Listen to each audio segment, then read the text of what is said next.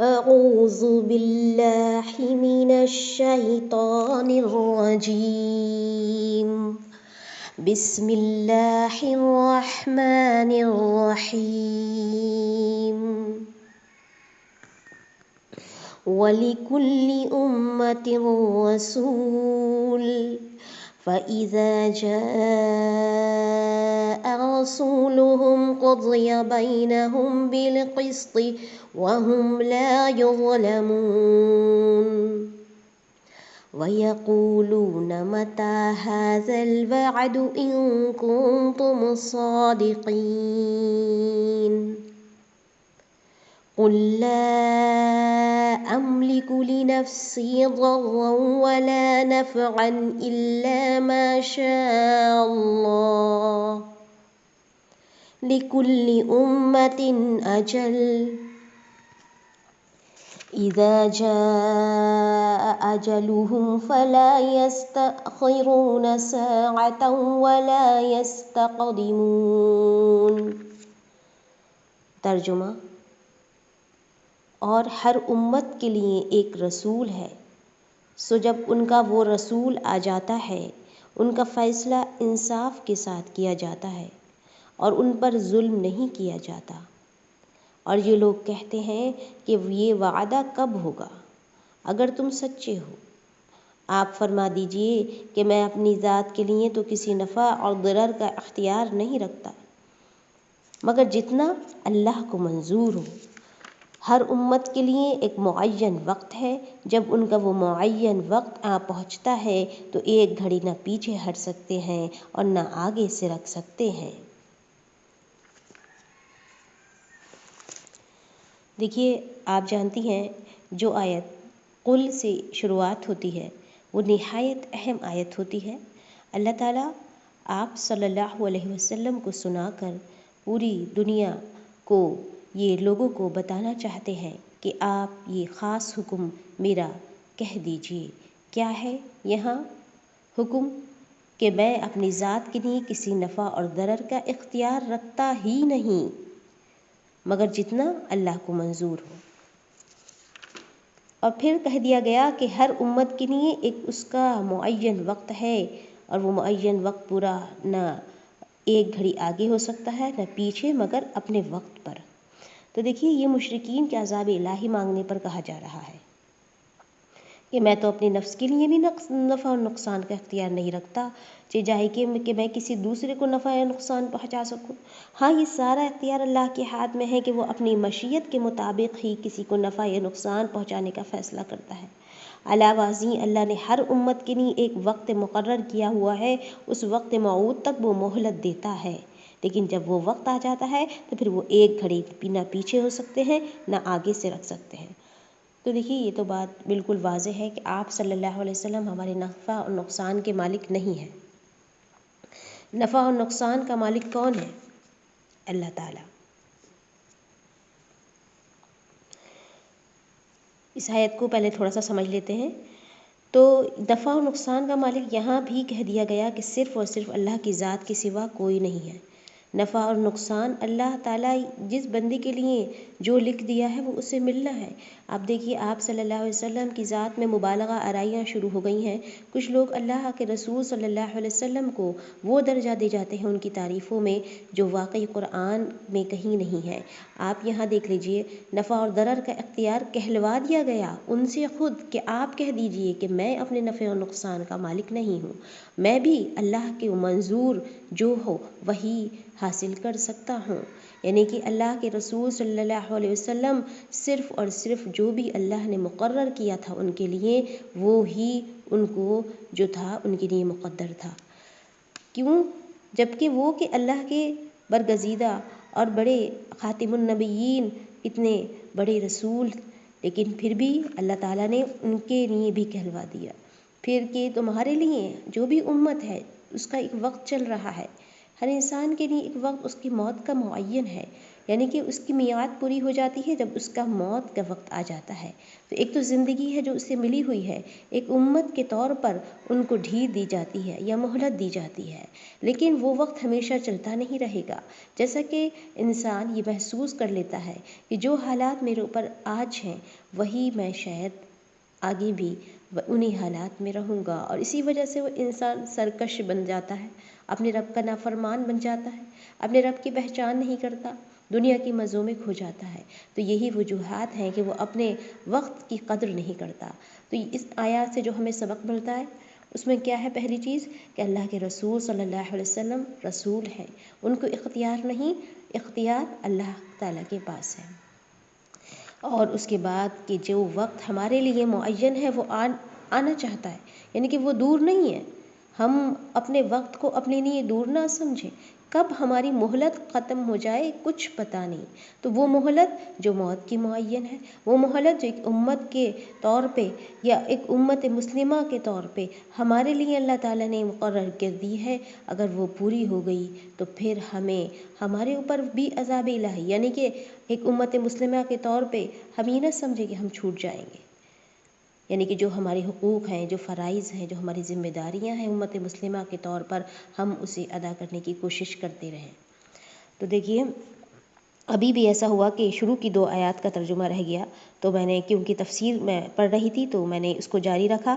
تو اس سے پہلے کیا تھا؟ ہر امت کے لیے ایک رسول ہے، جب ان کا رسول آ جاتا ہے تو فیصلہ انصاف کے ساتھ ہو جاتا ہے، یعنی کہ جب رسول اپنا فریضہ تبلیغ ادا کر چکتے ہیں تو پھر ان کے درمیان انصاف کا فیصلہ کر دیا جاتا ہے، یعنی پیغمبر اس پر ایمان لانے والوں کو بچا لیتے اور دوسروں کو ہلاک کر دیتے، کیونکہ وما كنا معذبین حتی نبعث رسولا، سورہ بنی اسرائیل میں کہا گیا، آیت نمبر 15 ہے، اور ہماری عادت نہیں کہ رسول بھیجنے سے پہلے ہی عذاب کرنے لگے، اور اس فیصلے میں ان پر کوئی ظلم نہیں ہوتا، کیونکہ ظلم تو تب ہوتا جب بغیر گناہ کے ان پر عذاب بھیج دیا جاتا یا بغیر حجت تمام کیے ان کا مواخذہ کیا جاتا۔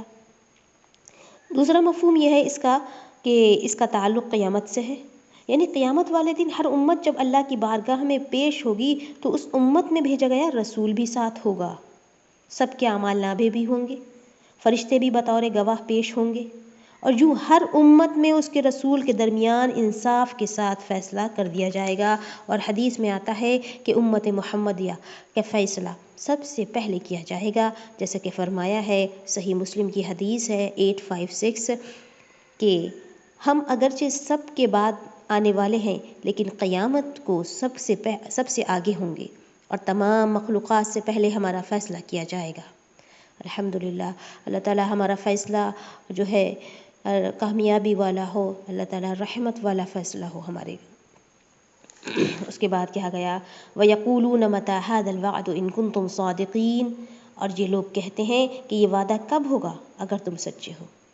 تو اس کا جواب کیا تھا؟ جو تفسیر ابھی میں نے پڑھی کہ آپ فرما دیجئے میں اپنی ذات کے لیے کسی نفع اور نقصان کا اختیار ہی نہیں رکھتا مگر جتنا اللہ کو منظور ہو، اور ہر امت کے لیے ایک وقت معین ہے، جب اس کا وہ معین وقت آ پہنچتا ہے تو ایک گھڑی نہ تو پیچھے ہٹ سکتے ہیں نہ آگے سے رکھ سکتے ہیں۔ تو یہ آپ کو آیت اچھی طرح سمجھ میں آ گئی ہوگی۔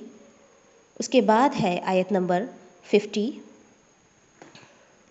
قُلْ أَرَأَيْتُمْ إِنْ أَتَاكُمْ عَذَابُهُ بَيَاتًا أَوْ نَهَارًا مَاذَا يَسْتَعْجِلُ مِنْهُ الْمُجْرِمُونَ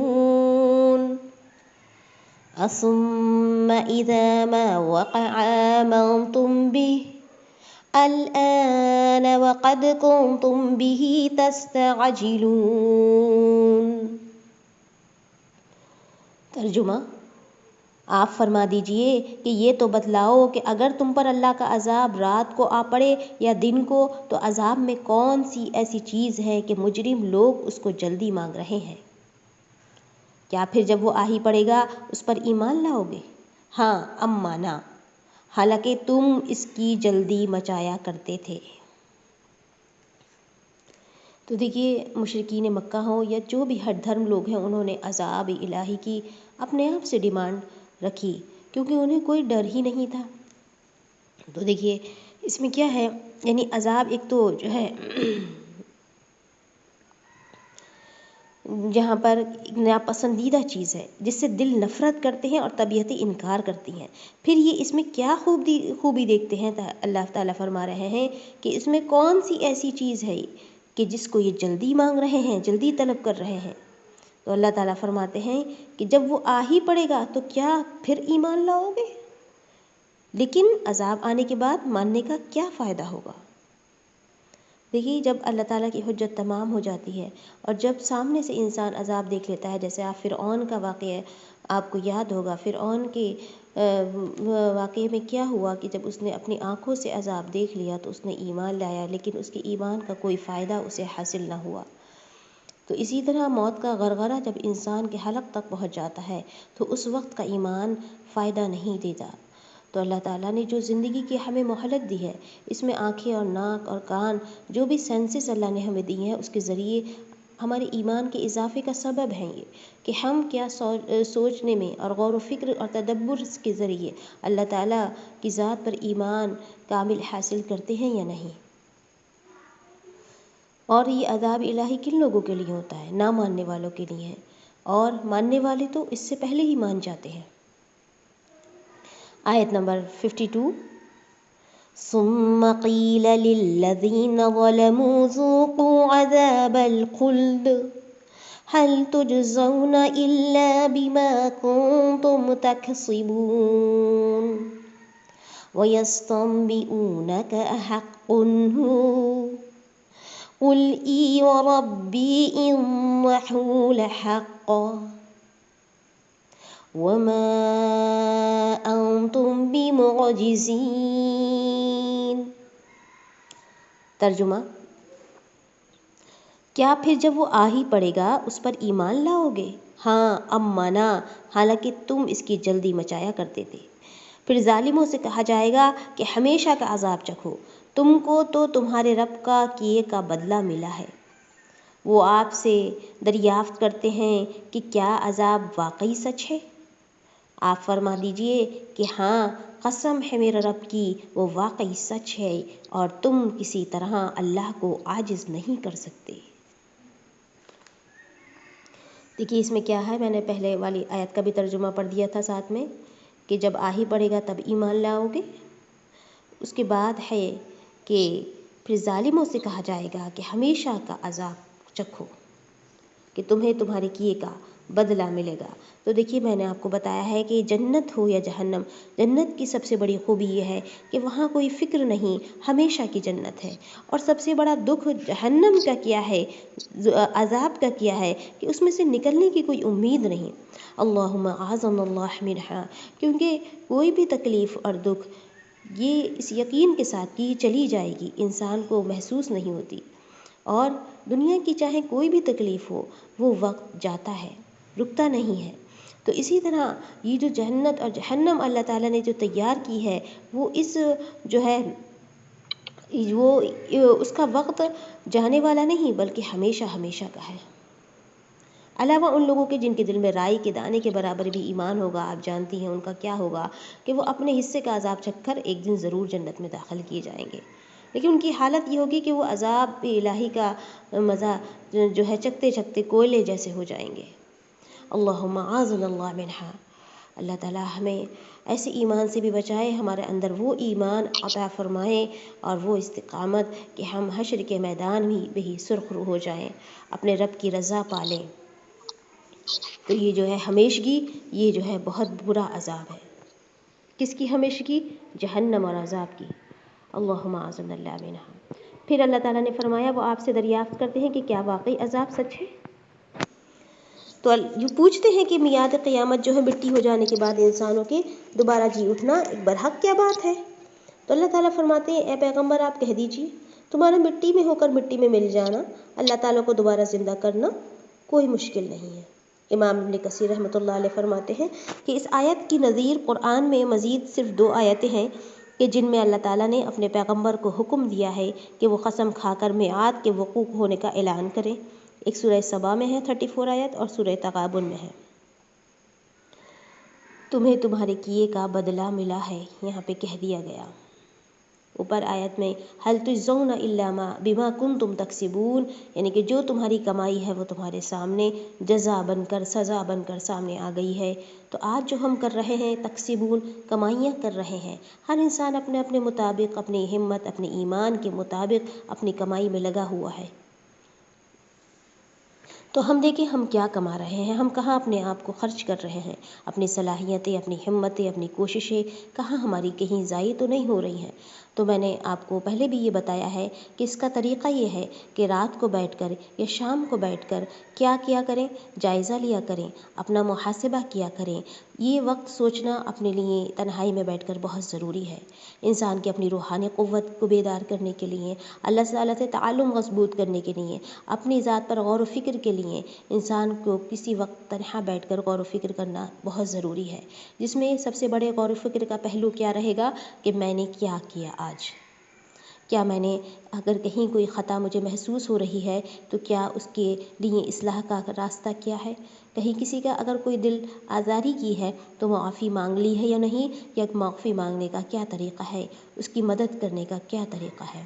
تو یہ جو ہے اللہ تعالیٰ نے جو ہمارے لیے قرآن مجید میں مختلف آیات نازل کی ہیں کہ ایک جگہ ہے آیت کہ ہر انسان جو ہے اپنی رہن رکھا ہوا ہے، یعنی کہ ایک رہن ہے، اس طرح سے گروی کیا ہوا ہے اپنے کس کے لیے، اپنے عمل کے لیے، اپنے عمل کی، یعنی کہ انسان کا نفس، اس کی جان رہن ہے، گروی ہے دنیا میں، کس کے لیے؟ اللہ تعالیٰ نے اس کے اعمال کے بدلے۔ تو ان آیات سے کیا بات سمجھ میں آتی ہے کہ کچھ نہیں ہے اس دنیا میں ہمارے لیے مگر صرف اعمال۔ اس کے بعد ہے آیت نمبر 54۔